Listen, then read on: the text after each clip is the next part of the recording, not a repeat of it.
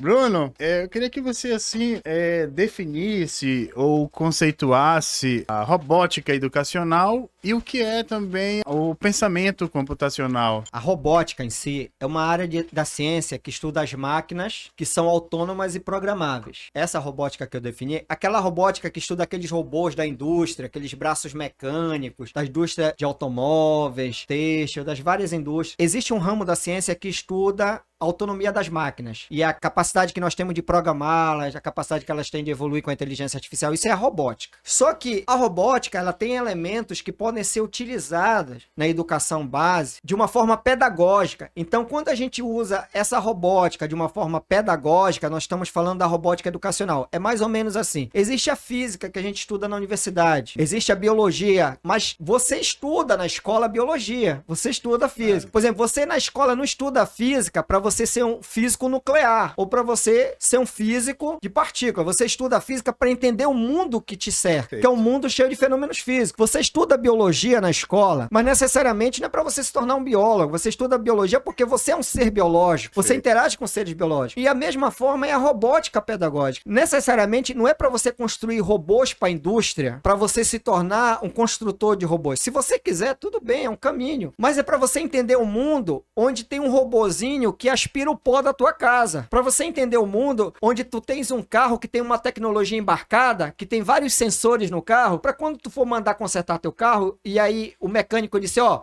deu um problema no sensor de temperatura. Tu entender que não tá sendo enganado, tu entender o que o mecânico tá te dizendo, porque tu compreende. Aprender pra vida, né? Aprender pra vida, porque hoje você tem componentes da robótica fazendo parte do nosso dia a dia. Por exemplo, nós vamos no shopping, a porta se abre pra gente. E as pessoas não se perguntam por que aquela porta se abriu. Aquilo é um fenômeno maravilhoso, que tem ciência, ele tem física, né? Tem automação por trás disso, tem física. Então, entender esse mundo que eu vivo, que é o mundo tecnológico, é o papel pedagógico da robótica educacional. Perfeito. No mundo cada vez mais tecnológico, eu preciso fazer que as pessoas entendam esse mundo que elas vivem, que elas aprendam a lidar com a tecnologia. E principalmente para que essas pessoas sejam capazes de compreender tecnologia para utilizar a tecnologia. Então, eu compreendo para utilizar. E se eu compreendo, utilizo, eu sou capaz de criar. E agora, e o pensamento computacional, você falou? As pessoas acreditam que o pensamento computacional é o pensamento da inteligência artificial. As pessoas acreditam nisso. Fala em computação, as pessoas lembram logo do computador. O computador processando o pensamento computacional. Mas, na verdade, a palavra computação vem derivada de uma palavra do verbo computar, que significa calcular. Então, historicamente, os primeiros computadores foram humanos. O ato de calcular é o ato de computar. Então, na verdade, o pensamento computacional, que foi dito a princípio por Seymour Papert, que é o pai do construcionismo, que é o pai da robótica educacional, do pensamento educacional, ele vai imaginar um mundo altamente tecnológico. Então, isso no final da década de 60, no início da década de 70, ele imagina um mundo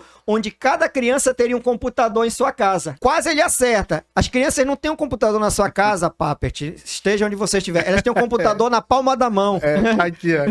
Cada criança tem um computador na palma da mão. O tal do novo Pipo. É o novo Pipo, é o Pipo do século XXI. Então, o que acontece? O tablet imaginou que essas crianças criariam um laço de tal maneira de uma dependência muito grande. Ele imaginou que os computadores no futuro fariam muitas coisas, muitas tarefas atribuídas aos seres humanos. Então, ele imaginou que as pessoas ficariam altamente dependentes do uso da tecnologia dos computadores e a dependência chegaria até o ponto que seria afetiva. Então, para evitar isso, ele desenvolveu, naquela época, um programa de educação digital. Ele é o pai da robótica educacional, então ele imaginou crianças programando computadores e robôs, só que essas crianças, elas deviam usar suas habilidades tecnológicas, suas habilidades do mundo digital, para desenvolver habilidades nelas, e não elas dependerem de máquinas. Então foi aí que ele pensou no pensamento computacional, assim como o computador pensa, ele vai depurar e processar e executar, que nós poderíamos usar o mesmo processo, pensar, depurar e executar como um computador. Então as crianças poderiam agir no computador não no sentido de serem máquinas, mas delas não dependerem das máquinas. E delas buscarem informação, não como a gente busca informação na internet, mas delas construírem informação. Por isso, construcionismo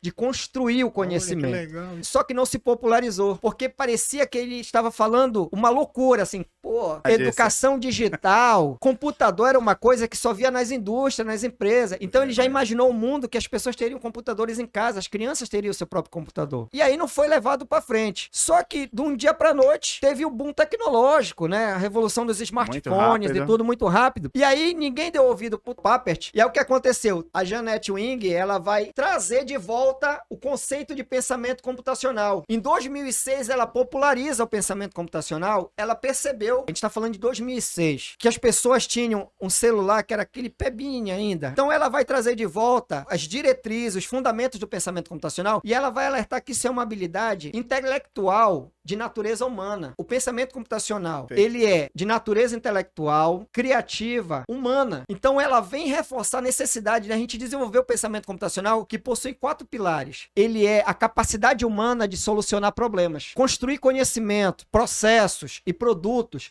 A gente chama de pensamento computacional. Quais são os pilares? Um é o seguinte: se você tem um problema grande, transforme em pequenos problemas. A gente chama-se decomposição. Então você tem um problema muito grande, não tente resolver o problema grandão. Fracione seu problema em porções menores. Então isso é chamado de decomposição. E aí você vai encontrar padrões. Nos vários problemas que você vai ter, você vai encontrar padrões. Vão encontrar problemas que têm semelhança entre eles e muita diferença. E que são parecidos com problemas que você já resolveu um dia na sua vida. Legal. Ou que alguém resolveu. Aí você vai buscar, então, abstrair. O que é abstração? É focar no que interessa no problema. Não se perder com detalhes que não vão te ajudar a resolver o problema, que ela chama de abstração. E aí, o estudo de algoritmo. Você ser capaz de criar algoritmos para solucionar problemas. Sejam eles algoritmos naturais ou artificiais. Então, pensamento computacional, em resumo, é a capacidade humana de solucionar problema. Você pega o problema complexo e soluciona de uma forma eficaz. Quando você pega um problema complexo e soluciona de uma forma eficaz, você está usando o pensamento computacional. Vou te dar um exemplo. Um mecânico de carro. Quando você leva o carro para ele e fala do problema, ele vai dividir o problema em várias possibilidades. Isso pode ser a junta homocinética, isso pode ser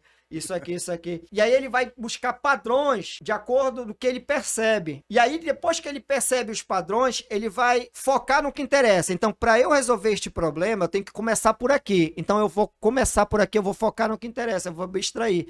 E aí ele vai construir uma sequência de como ele vai resolver o problema do carro, como ele vai consertar o carro. Então, as pessoas usam isso no dia a dia. A dona de casa, quando ela vai arrumar a casa, ela divide a casa que tem que ser arrumada. É uma casa, é um problemão. Eu vou dividir em problemas menores. Eu vou dividir o problema: arrumar a casa, arrumar o quarto, arrumar a sala, arrumar a cozinha. Então eu estou decompondo. Eu vou buscar semelhança, padrões de como arrumar a casa. E depois eu vou focar no que interessa, por onde começar. Legal. E construir uma sequência de como fazer isso, fazer um bolo. É planejamento, né? Organização. Exatamente. Né? É uma habilidade humana. Você falou tudo. O que é pensamento computacional? É planejamento, é organização. Isso. Só que as pessoas estão deixando quem organizar e planejar para ela? O ChatGPT. Pessoas estão dando para o ChatGPT fazer a sua agenda, a sua organização. É mais confortável, né? É mais confortável, poupa tempo e tudo. Então as pessoas estão deixando que o aplicativo diga para ela o que ela tem que fazer, como fazer. É exatamente isso que o pensamento computacional está dizendo que não é para fazer. É para você usar a sua intuição, porque as máquinas não têm intuição, nós seres humanos temos intuição. Usar a sua criatividade, usar a sua capacidade de empreender, de inovar. Então o pensamento computacional é isso. É o ser humano resgatando suas habilidades para solucionar problemas.